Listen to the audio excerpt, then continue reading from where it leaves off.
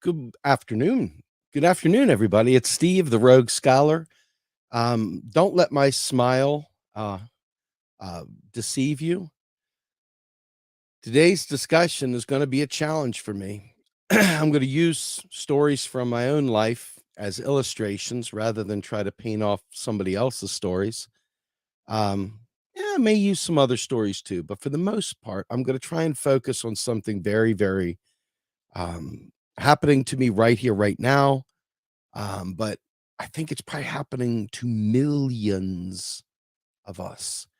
And we don't talk about it.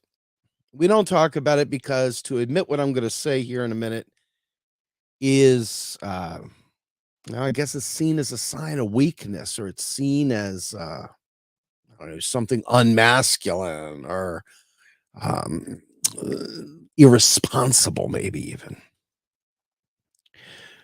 But, I made a lot of mistakes when I was a kid. And when you're a kid, there are mistakes.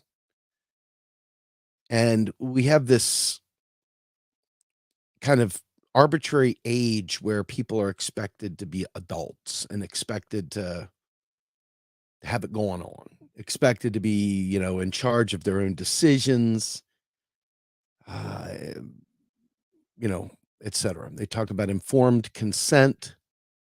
They talk about all forms of, making good decisions, things like that. And, years ago, I had, been such a derelict, such a drunk, such a useless tool, right? A pickled brain that had no purpose of living other than to wake up and get drunk again. Okay. Now, my parents, they didn't know what to do. They were just as clueless as the next guy. They had no idea how to deal with me or my brother. That's his story to tell. But you start making bad decisions right there.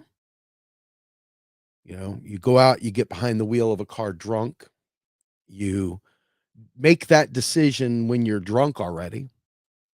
So it's not like you're making it, you know, with your brain. You're making it with your pickle brain. And then it carries forward when you're meeting people after you're drunk.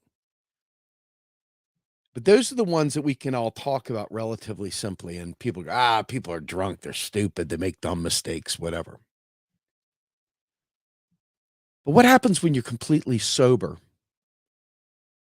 and you have no concept or understanding of what to say, what not to say when applying for a mortgage? Or you have no idea who to trust when it comes to investigating or investing. The people that make it have money, and the reason why they make it is because they can fuck up and there's a cushion there. Nobody says, why didn't you make good choices? Because they never have to ask for help. They're fucking flush with cash. It doesn't make a shit's bit of difference. But if you don't understand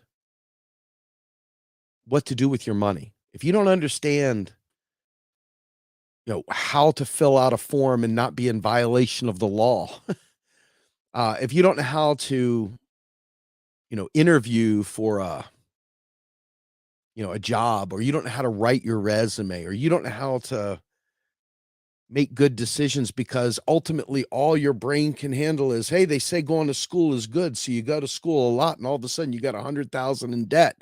You didn't realize that the economy wasn't going to be there to support that decision. Was it a good decision to go get a lot of education? I don't know. It depends on what time in history you're being asked the question, right?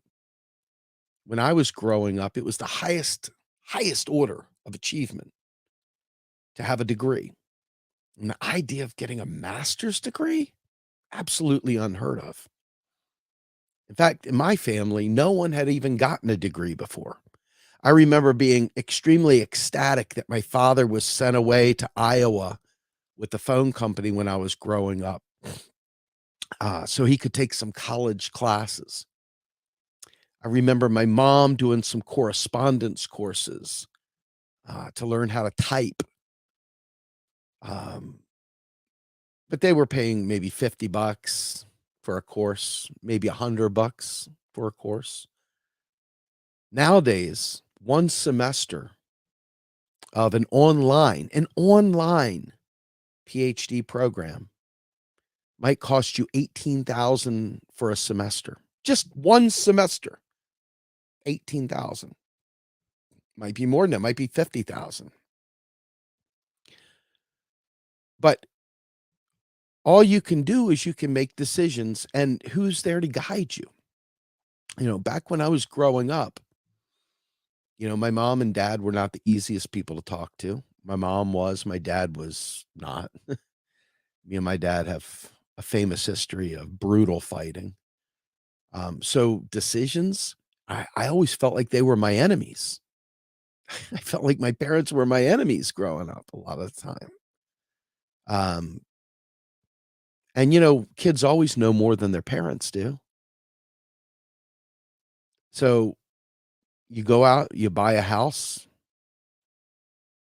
you take on debt, and all of a sudden the economy goes south. All of a sudden, some piece of shit says, hey, we got to reduce the deficit.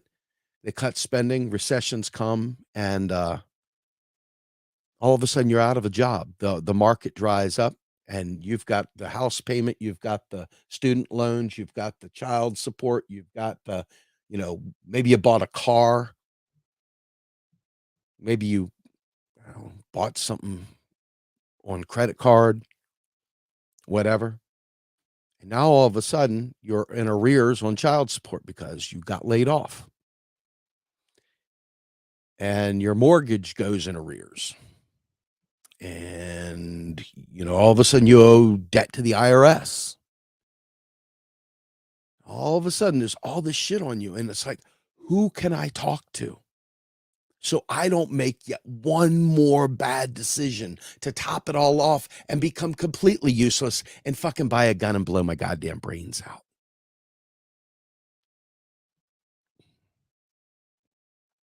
The people that have it going on, smarty pantses of the world, the people that are born into money, the people that have people that can advise them, stuff like that, they stand there in judgment of you. And,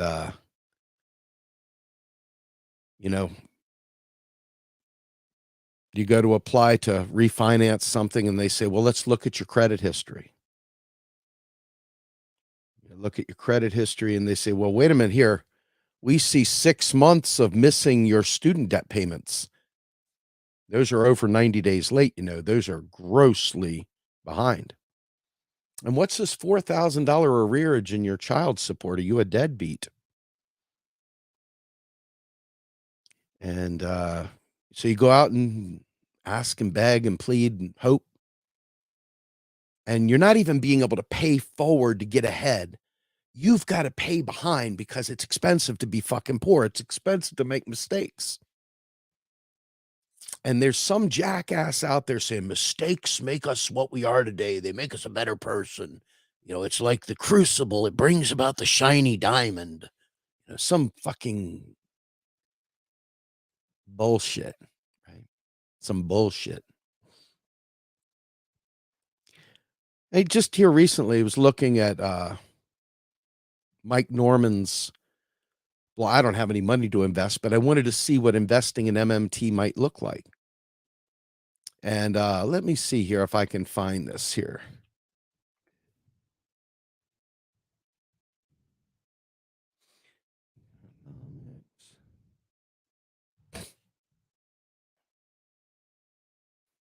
Let's see here. So I'm going to go ahead and share my screen here real quick, just so you can see what getting some of this advice might cost you. Kind of blown away, actually. I'm not even going to lie.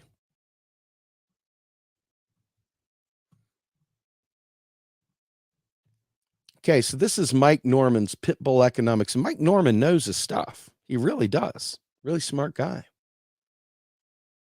sign up here for a 30-day free trial. The report is free for the first 30 days, then billed at $395 a month. Once you've registered and submitted your payment information, you'll be given access to the latest report and archives. Reports are in PDF format. Everybody's deserving of their whatever they think they're worth, and if you're willing to pay the price, then it's worth your time. But how many people have $400 a month to pay for a PDF report for investment advice, you know? And I don't. I know I don't. Damn, my nose is itching. Sorry, folks. And that's just that, right? How would you ever be able to how would you ever be able to really change your circumstances with any kind of predictability, with any kind of certainty? You got to have specific knowledge. So I was trying to apply to fix my mortgage because my mortgage, had some issues back in 2008, 2009, and during the global financial crisis. I lost my family during that time period, and my house went way in arrears. I had to go on this thing called the HAMP program. And the HAMP program allowed you to take your arrears and bump them to the end of your loan as kind of a modification. And all of a sudden, you go to do this, and they're like, well, wait a minute, what about this? What about that? And how much money do you have in the bank? Do you have 2 months of living expenses before we allow you to tap into the equity of your home? Do you have 2 months living expenses stashed just waiting for you? I don't know too many people that have 2 months of cash just stashed away. How would you even know to do that? How could you do that? What if you can't do that? Do you just lose all the equity in your home? Is the only way out to sell your home and move away and leave everything you know behind?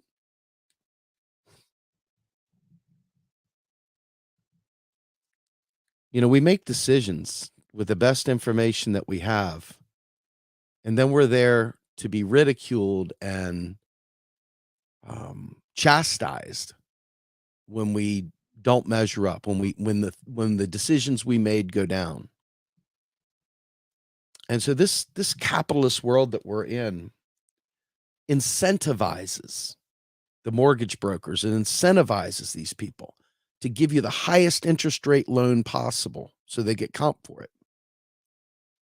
Even if they could give you 2% off, how would you know?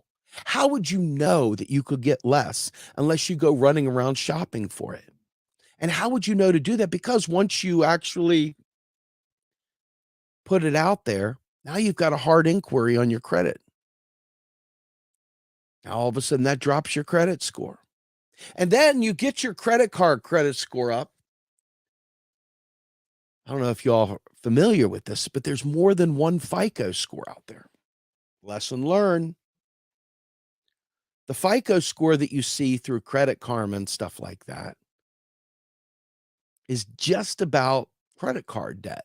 It's about your ability to get like some personal loans, small ticket loans, and credit cards. But there's another FICO altogether for housing. And so I had made some moves to make my Credit Karma score go up, only to find that those moves actually actually end up hurting you because they hurt against the other FICO score. Who knew? No one, right?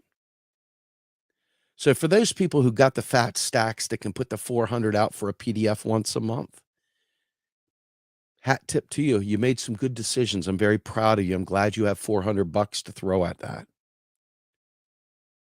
I don't think most do.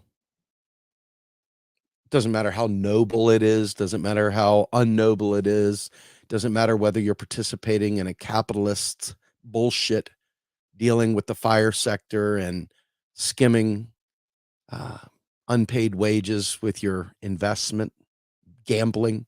You see, it's good gambling because it's, investing. We call that good gambling, right? I've personally never had any success, even when banking on a 401k, like here, just whatever bucket you have that's like the middle grade, not too risky, not too unrisky, whatever. Even then, you don't have that good, you don't have that good outcome. And so most people, except for the few people that are going to champion $400 a month for a PDF, and good for you if that's you. Um, Most people don't have a week of living expenses saved up. Most people don't have the ability to survive even a minor break in employment. And most people don't have anybody that will just tell them the straight skinny. Because even when I was in grad school and I'm sitting there, I'm the interloper, folks. I didn't belong in that classroom, man. I was the guy that had been to jail for drunk driving. I was the guy that had been, screwing up. I'm sitting there with all these chiefs and, all these executives doing a master's degree, taking on huge debt that I thought was going to pay off in spades. It was my one good decision to get me out of the hole. And these guys and gals in the master's program, they would be sitting there, didn't want to share information. I want to be the valedictorian. And so there was this dog eat dog component. Now, fancy that. It's an MBA program. I guess you're just fucking ginning it up to become a dog eat dog parasite, right? But even in that, the idea of sharing knowledge was just not there, man. It was very libertarian-esque. It was very pull yourself up by your bootstraps. And for those that celebrate that kind of shit, fuck you, fuck you maybe. But who do we have watching out for us? And who do you go to? There's literally nowhere to go. If you weren't born into a family that knew money, if you weren't born into a family that had connections, if you weren't born into a family, you have to be perfect. You got to score higher in school. You got to save more. And you still got to dress great so they don't look down their nose at you, so they even talk to you. This is society, sadly. And as you go and you try to make a name for yourself, every time you try to make a name for yourself, you're taking a risk. Now, that risk may turn out to be the greatest risk of all time, but you don't know that. No matter how much you think you know that, you don't know that. And you got to have money to make money. They say scared money don't make money. That's cute. It's probably true too. But if every bit of your life is spent trying to exist, the idea of having disposable income sitting around for you to go out there and invest with or learn how to invest or whatever, it ain't there. It ain't there. And I'm sitting here with a family and children. My dad is dead. My mother is sundowning at this point. She's got dementia. I don't have anybody to talk to. And those that I could talk to that are in my sphere either will give you a very cryptic like 3-word text message to explain a deep thought that needs to be spelled out, or they make you pay for the advice, right? But this isn't just getting ahead. This is survival. And this is the world that most of you inadvertently lift up and elevate and try to push off as acceptable. The crypto craze, perfect example. Tons of people heard from pump and dump experts, people that were desperately hoping there was a sucker on every street that was going to help pump up their crypto holdings. Hodl. Hold on for dear life. Hodl. And most of those people lost, and lost big. Yes, there were some winners. But that's the way this casino of our existence acts and behaves. And if you fail, that's just the price of admission. But you and I aren't currency issuers. We don't print our own money. We can't keystroke our own US dollars. So when we make a mistake, when we err, when we make a bad decision, it comes with it the expense of possibly costing our children their home, their lives, their health care, whatever.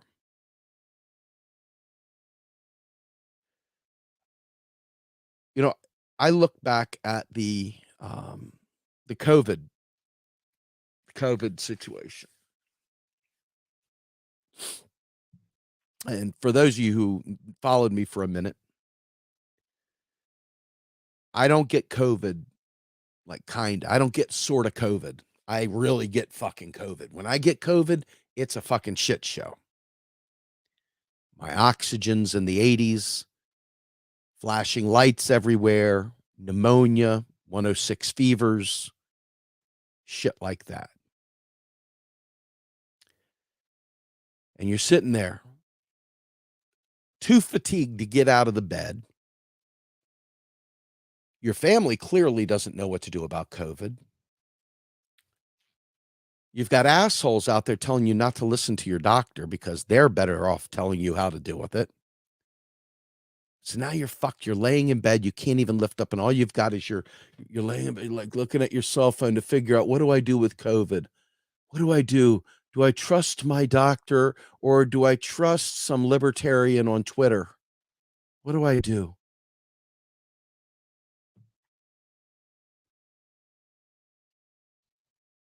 Think about it. Think about what I'm saying. And then if you decide to go with your doctor, because God knows what the hell would a doctor know compared to your friend Sambo on Twitter, right? Your doctor versus Sambo on Twitter. What would you fucking know? And Sambo's over, you should take ivermectin. And your doctor's going, well, we're going to have to treat the symptoms, and we're going to have to, give you lots of fluids, whatever, blah, blah, blah. And if it gets really bad, we'll give you some remdesivir. Oh, don't take remdesivir. That's horrible. It's going to kill you. Oh, okay. Hey, we've got a vaccine. It's got a NRA spike protein. Oh my God, you're sheep. Your doctor's saying, hey, you know something? It may not stop it from ever happening, but it will make all this horrible, the really, really bad stuff, mitigate that so you don't end up in the ER again, Grumbine. Oh, you're going to fucking listen to that dumb fuck doctor? God, what are you, a sheeple? Why aren't you taking ivermectin? I know everything about Fauci. Don't you know? I read the Twitters. How could you not know everything you need to know about this brand new pandemic that there's so much disinformation on? Why don't you take some ivermectin? Fuck your doctor, man. I'm telling you, I'm giving you the straight skinny, man. Hey, yeah, a pack of Marlboros and a pack of Cools. Yeah, no, seriously, man, it's all good. Just get you some ivermectin, man. The ivermectin is really good at cleaning out parasites from your bowels, but not really good at cleansing your blood and etc. and your lungs. Oh, he's just full of shit. He's a propagandist. He's lifting up big pharma. What do you do? What do you do? I'm sitting here telling you massive, massive amounts of information about economics.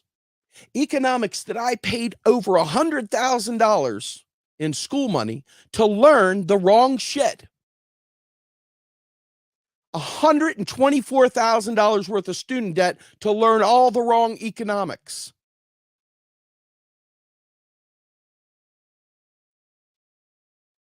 Because you're supposed to go to college. That's what good people do. That's what people that are going to be successful do. They go to college. And the more college you get, the better your career will be. Trust us. And so you're like, I don't know what I did wrong. I went and got college. I did all these things, and yet I'm still making the same money that the dude flipping burgers makes. But I got this $100,000 fucking student debt hanging on my neck like a goddamn albatross. What do I do? You did the right thing. You went to school. Everybody needs an education. Education's the most important thing. And I believe education is the most important thing. Because you can't make any of these decisions if you don't have it. But who do you trust? Who do you trust? There's always some fucking sarcastic jackass, anti-establishment libertarian busy sitting there with their arms full going, you didn't know shit, man. You fucking stupid, man. Oh, man, oh, you just got to do this thing, man. You know, fuck them, man. You just got to do this thing.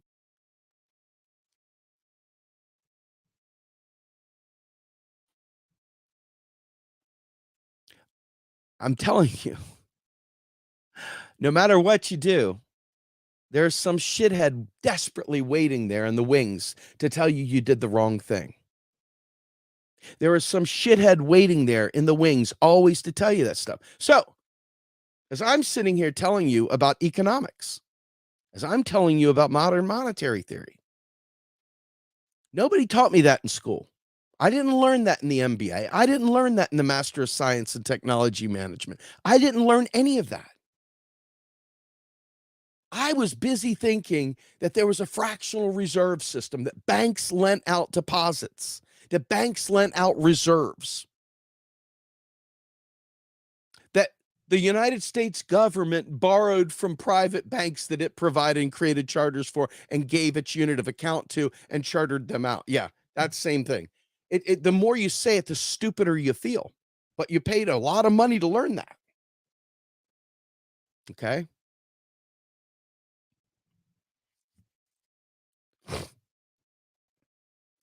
You know,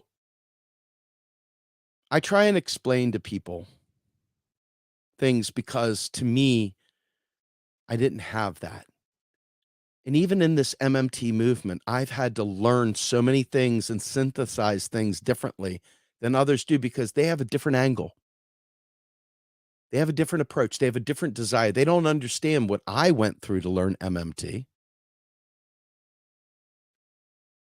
And so they dismiss my experience, how I learned MMT, because they think they know better. That's no joke. They think they fucking know better. But I'm telling you right now, I came out of grad school as a libertarian pushing for Ron Paul, and I had to unlearn $100,000 worth of student debt so that I could understand how the economy actually worked.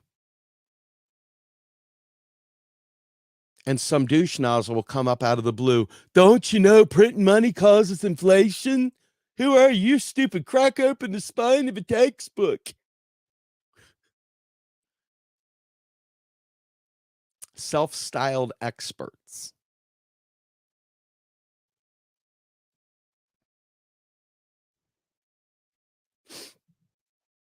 You know, I want you to understand why I'm saying this. Going back to the turn of the century, even before that, brother Bill Clinton, who made a special flight for a young, mentally handicapped individual to be put to death.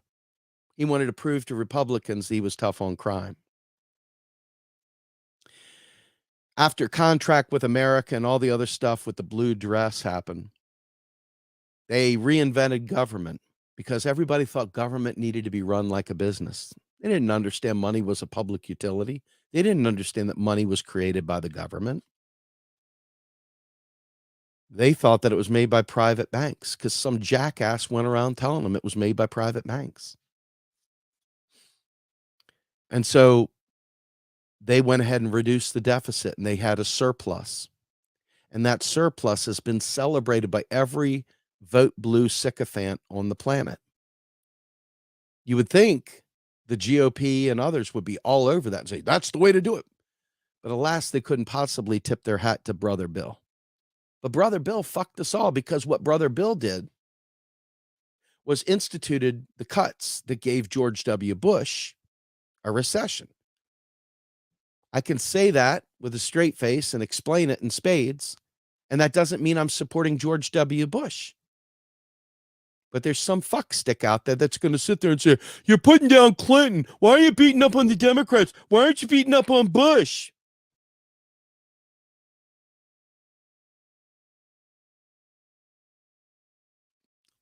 Worthless. But in that time period, we all celebrated Brother Bill's surplus, except for the single moms who found out what the definition of welfare reform was. And every Tom, Dick, and Harry ran around telling them, do better, make better choices, stop being a moocher. Okay? Stop being a moocher.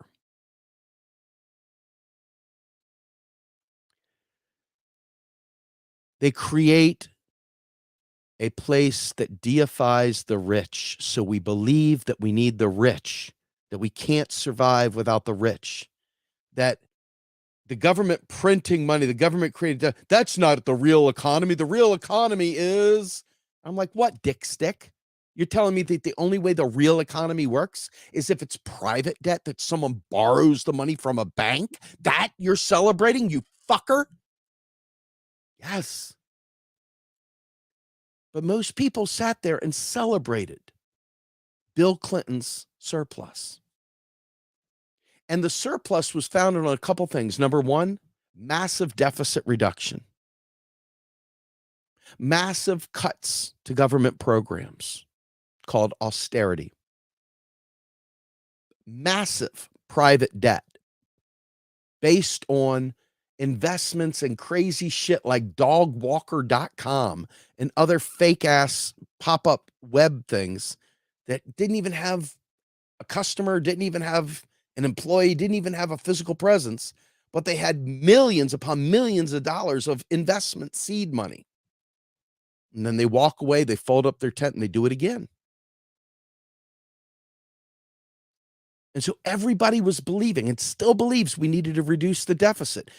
This is the same thing as putting leeches on and saying we're going to cure the patient by bleeding the patient.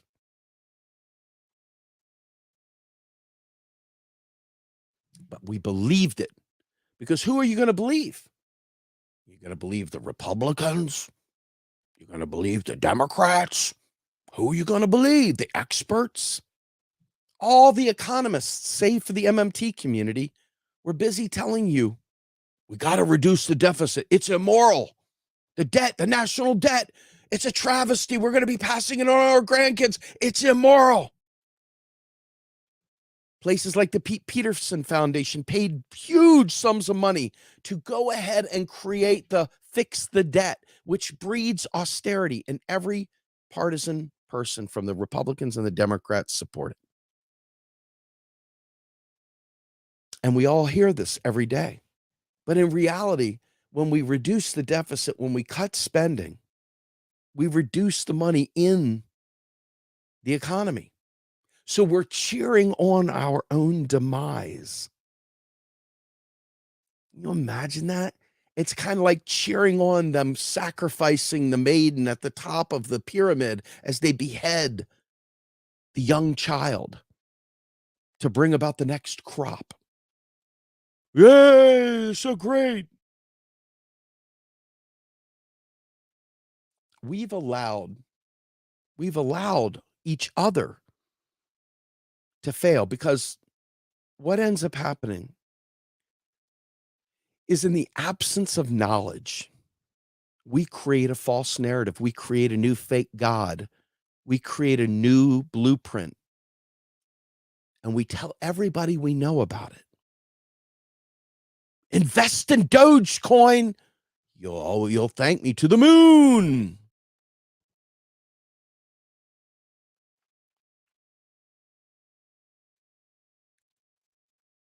Every single one of these loud and proud, I know what I'm doing.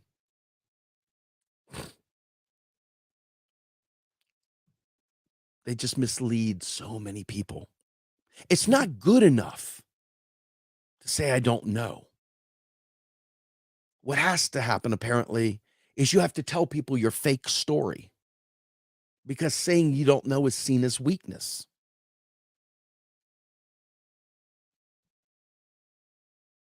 So take a moment away from the story here. Let's go ahead and open this up. Humorous says, I have just one question, Steve. Who are we supposed to be in debt to? Our law creates our money. So who are we in debt to? I truly don't understand who we are in debt to. Exactly. Some space monkeys in frickin' Jupiter. See, the way that the ledger works is one side of the ledger is the asset, the other side of the ledger is the liability. When the government spends money into the economy, that's its liability to accept that back as a tax. The person in possession of the dollar has a tax credit. That's their asset. Doesn't look that way if you look at it the other way around, right? See, we're always conditioned to think that the government's debt is our debt, when in reality, the government's debt is the mirror opposite. It's our asset. But they don't tell you that. And they tell you to go run around grabbing up gold and stash it under your pillow. Save it for a rainy day. Buy some Bitcoin. And they swear by it and they huddle in huge masses because people are desperate for information, desperate for someone to tell them what to do. Now, unfortunately, you'll notice that we do have a very, very bad track record of picking the wrong things to bond over. Folks, oh man, crypto's going to replace the dollar. Can we line all those people up in front of everyone and have them one by one apologize to everyone for that? Can we? I mean, for real. Like, they didn't know, but they were part of that hodl, part of that pump and dump, part of that pyramid, that scheme. The Bernie Madoff style schemes. And I think to myself, they didn't know their ass from their elbow, but they ran around saying it with a lot of conviction. So, and then I think what is really troubling is that there's very well placed stupid questions. Stupid questions. Forgive me for itching my nose. I don't know what the hell is going on. I got a bunch of hives on me. I guess I'm having a reaction. But it'll be like, well, if you print all this money, won't you have inflation? And everybody's like, oh my God, I only know that taxes don't fund spending. I have no idea what causes inflation. Oh my God, I don't know how to answer this question. So the asshole that asks the dumb question ends up looking like a fucking genius, parroting the ignorance that they just said because the other people don't know how to respond. And so naturally, the narrative now is you print money, you got inflation. Came from Milton Friedman. Milton Friedman told all his libertarian fucksticks that inflation only comes from when the government prints money. And so there they are repeating it like a fucking seal at a carnival doing what they're told. Inflation, printing money.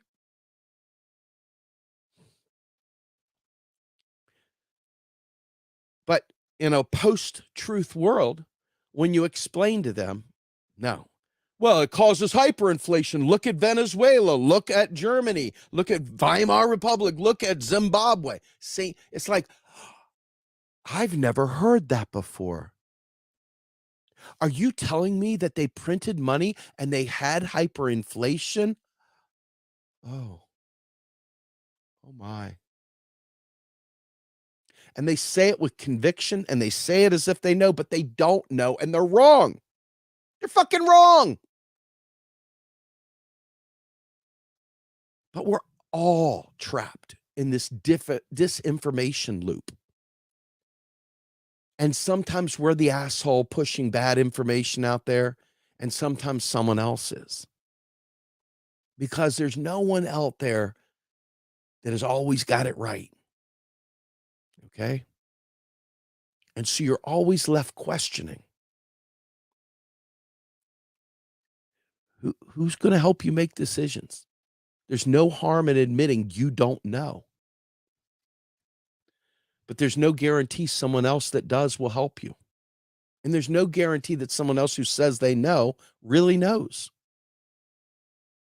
So because this world doesn't guarantee our basic needs, because this world doesn't guarantee our health, because this world doesn't guarantee basic living needs available to us, whether we deserve them or not, because we're not guaranteed that, these decisions aren't just, you win some, you lose some. No. These decisions carry forward major consequences. And I'm 54 years old now. I almost said 53. Turned 54 on April Fool's Day. But all the bad decisions I've made in my lifetime are coming back to haunt me. They never left. Every day is a day where I'm sitting here gripping. I've got these degrees, but this tsunami behind me is too big. I can't run fast enough to get away from it. I don't sleep at night. I don't know who to call. And when I do call, people give me fucking platitudes. Platitude salad. Oh, that sucks. Oh, that must suck. Oh, gosh. Well, that's tough.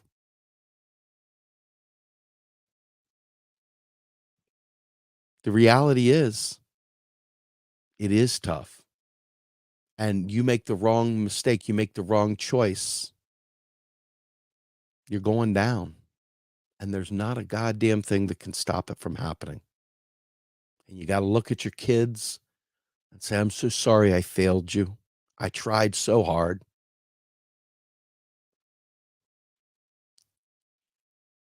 But instead, the world just keeps on moving. The world just keeps on pumping out pain, pumping out hate, pumping out disinformation, pumping out impossible choices of, do I live for 5 days or do I die today?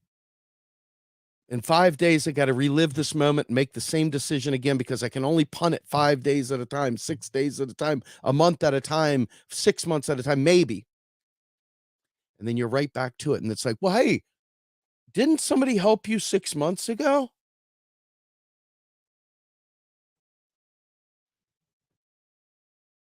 It's almost as if nobody understands what's going on in the world around them.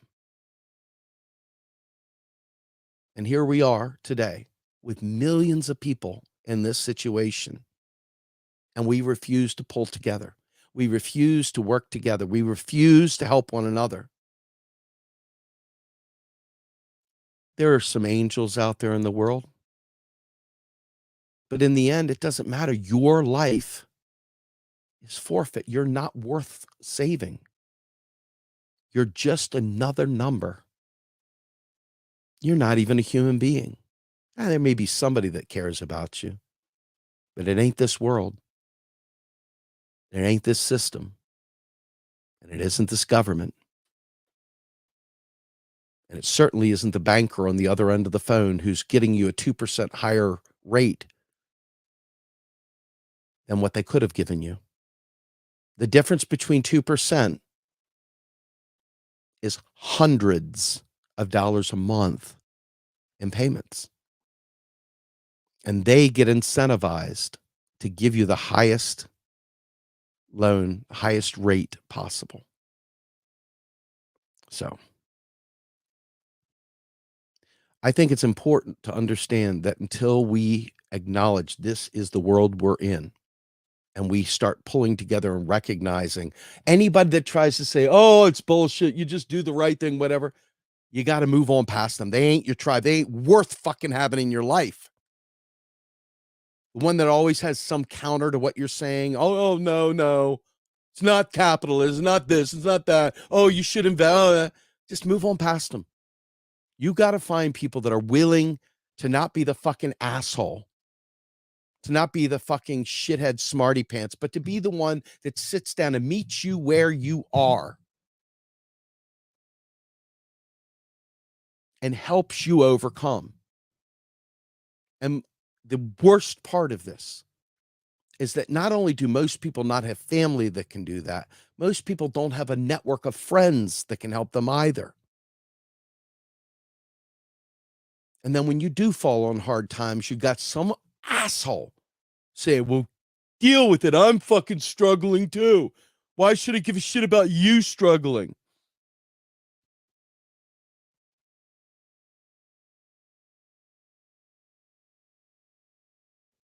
This is why I do Real Progressives. This is why I do the work that I do.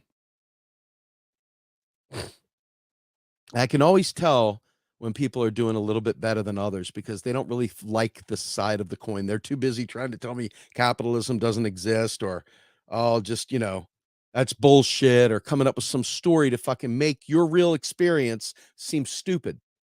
And I don't have those people in my life. I push them out of my life because I don't need people like that in my life.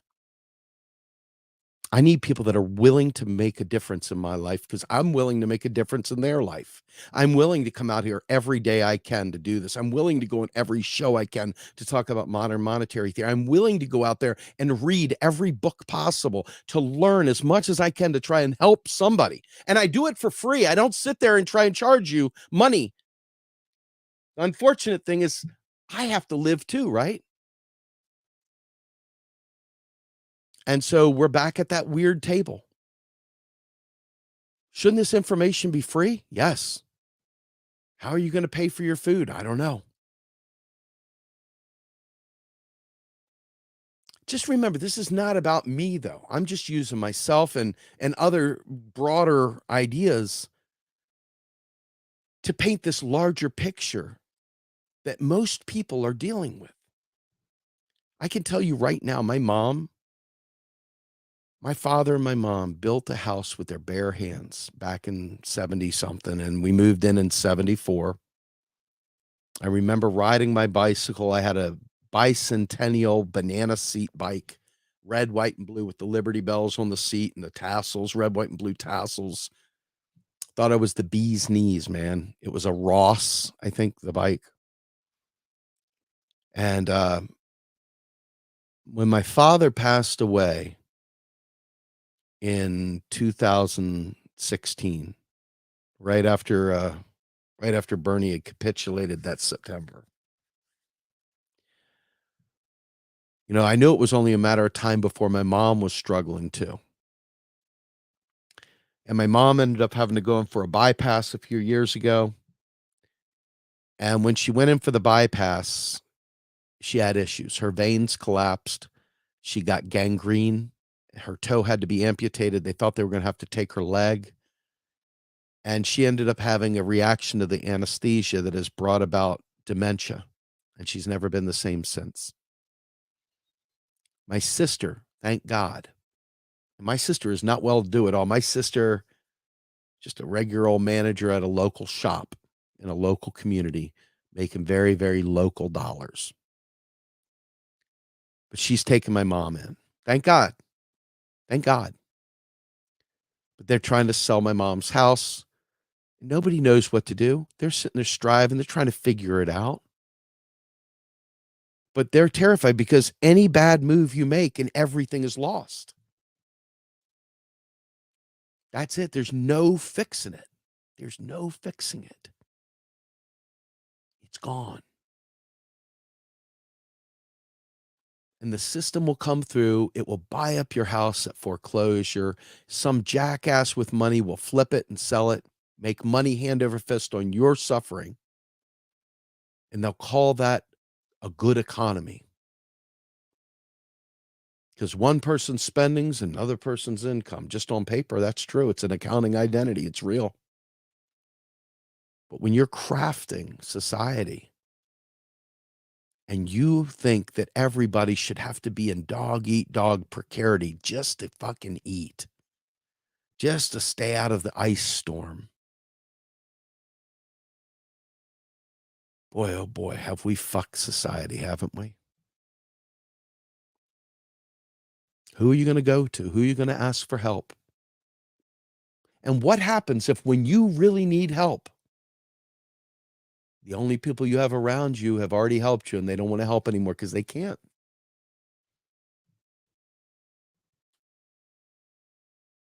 You know, I have family members who are doing very well. They don't check on us. They don't talk to us. We don't talk to them. Too busy telling us about their trips to Africa or Florida or here or there. Kids graduating bougie schools. Life is good. Everybody's got a couple Land Rovers. Everybody's got this and that. And it's like you get the scowling face of, you know, I don't approve. That disapproving face, right? Like, well, just keep putting one foot ahead of the other. It'll work out in the end, I promise. Thoughts and prayers.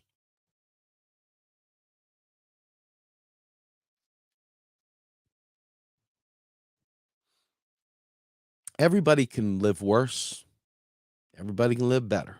There's always some person say, well, count your blessings.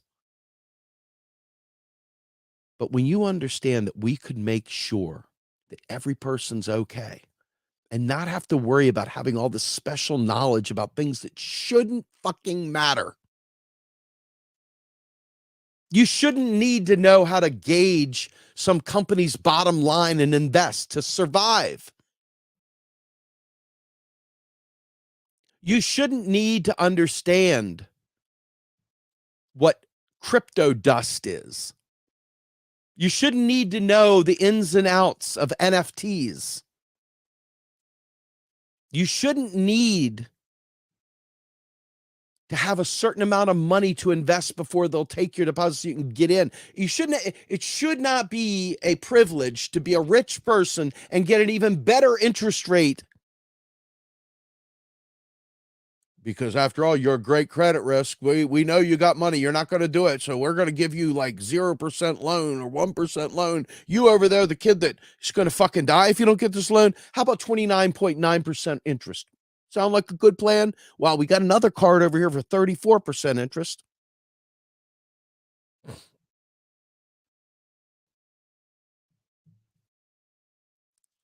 I'm telling you right now, we don't have anyone watching out for us. Not the government, not our politicians. Most of our families are not equipped to understand. And sadly, for those who do have that, they think everyone has that and they treat us like dog shit. That's the privileged bourgeois fuckers. But even they don't realize they're one decision away from being fucked. Anyway. This weekend, Saturday, we've got Bill Black on Macro and Cheese. And we're talking about left of boom. You don't know what left of boom is? He'll explain it in the podcast. You can look it up. That's coming out Saturday morning, 8 a.m. I'll do another Rogue Scholar on Friday. I'll also be on Political Misfits on Friday. Please do me a favor. If you are someone that values our content, please like and subscribe. There they are. Please like and subscribe to our channel. I appreciate the live comments, but if you wouldn't mind coming in after the live comments, leave comments for the other people, the new people that are coming and watching on replay. Keep the conversation going. Don't be afraid to engage. We need people talking about this stuff. And if they come to the comments, we'd love for you to be there to help bring those comments together. With that, I really appreciate everyone. Okay.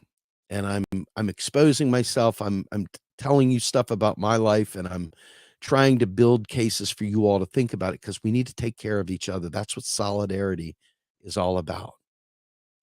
Anyway, I'm Steve Grumbine. I am the Rogue Scholar, and I am out of here.